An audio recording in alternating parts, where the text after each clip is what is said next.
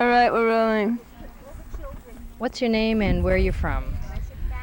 Well, I have two names at this point, it seems. I'm first and always Felice, and for their point of view, I'm Jane Doe, number 44.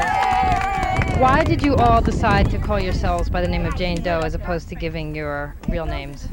This was a complete sham. This was illegal, and what happened to us, if I wasn't responsible for causing that complete riot. Therefore, to give my name would be, for me, accepting guilt and accepting responsibility.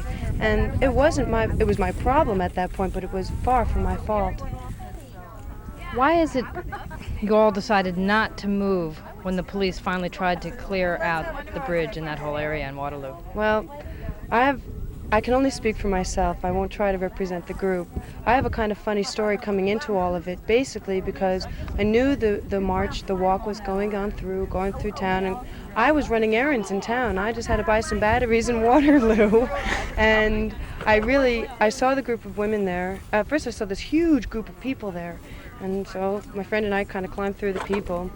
And then I saw a group of women sitting and chanting and looking kind of frightened. And then I saw this one woman, all in purple, a woman from Vermont, who looked at me straight in the eyes and grabbed me and started heaving and crying hysterically. And she was scared. She was frightened for her life. And I knew I couldn't leave. And the reason why I stayed was I asked myself, well, what would Gandhi have done? And what would King have done? And I suddenly felt how a black person might have felt in 1957, 1962. And I was too young. I was non-existent for a couple of those years. And I felt that the action was now. The time was now. And if I can't live in the now, then I can't try to protect the future.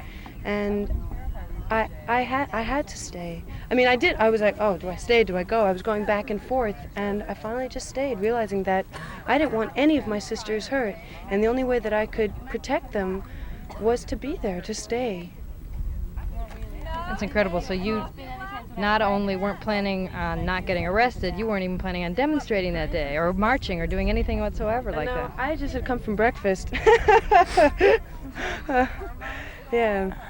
So all of a sudden, unprepared as you were, you found yourself hauled off to prison, so to speak, prison.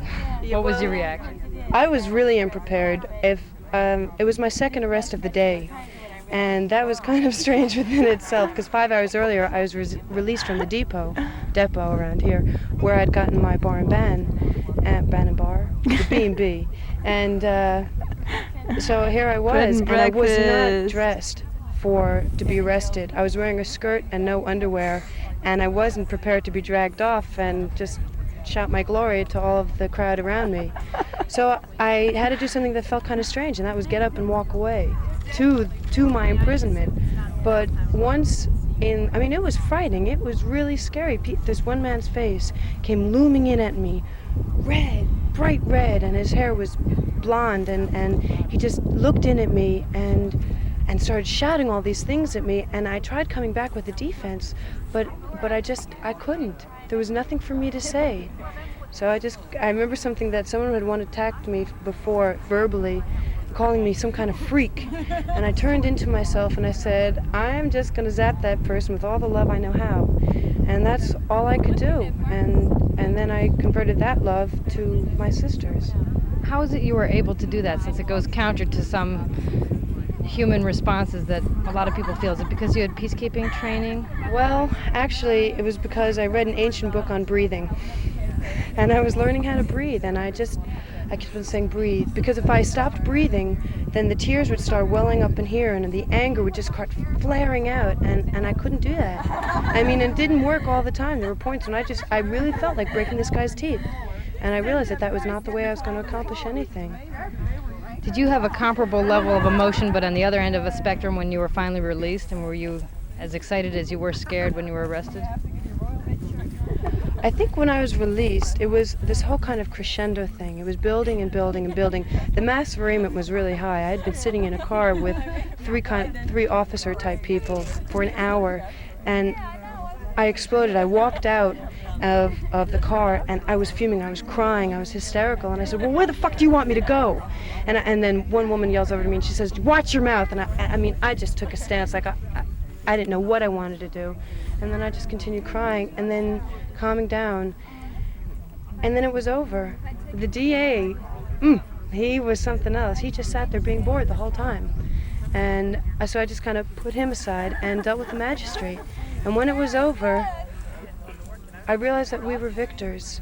There was a sense of victory and pride, and realizing that the victory was from love, that we had conquered through careful of loving each other, through the process of which I dismissed a lot of, but through process of love and caring about each other and working. And there was also a sense of loss. I wasn't going to be able to spend any more time with those 53 women as a solid group in a confined area.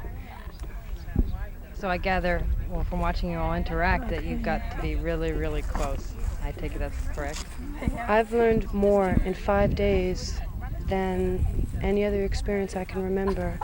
I mean, people tell me now that I was jailed with some very influential or prominent women, and that didn't seem to make any kind of difference to me. It's just, there was such sage wisdom, and I was the youngest there. I'm 21, and I was the youngest, not by much, but, and that was kind of an interesting perspective to take as well.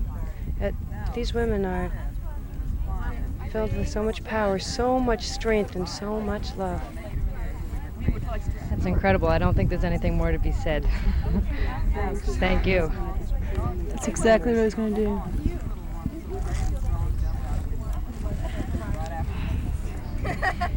Giving me goosebumps. Here you talk. 14 hours. Yeah. No more.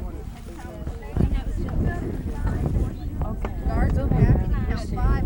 Okay, she's good. I'll do it. I'll just go around and capture her. They didn't want to do that. They wanted to have the right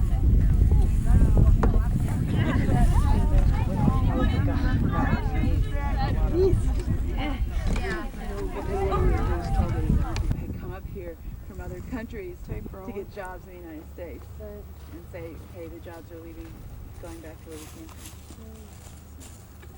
from. That sounds good.